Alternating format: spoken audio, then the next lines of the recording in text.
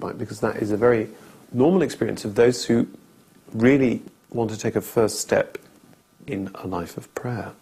It's that first step where you suddenly find, to your absolute amazement, something comes back. The lessons we have, the Bible study. It's not that I don't buy it.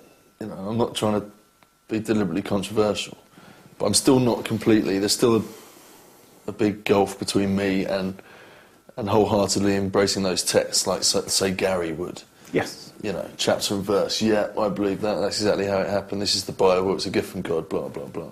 You know, I'd much. You're not. It's going to take a lot longer to convince me on that. But what I would say is I wouldn't want to convince you in that way. I wouldn't want to get into that dialogue in your head in that way.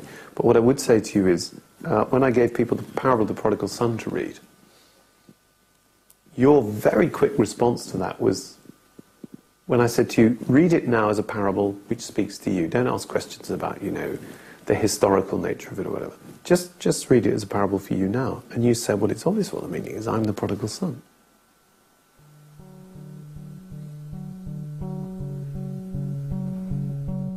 Tony, Gary, Anthony, Peter and Nick now just have 2 weeks left in the monastery. In the final fortnight, the spiritual journey would reach unexpected conclusions. You know, I think it was a religious experience. Quite profoundly.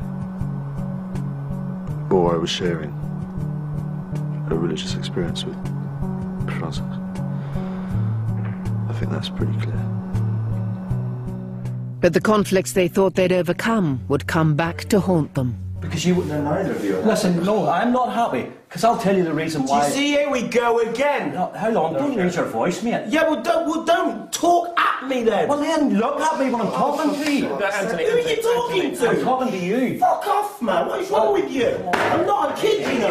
Well, I'm not like a fucking kid, Gary. Et Jesum benedictum fructus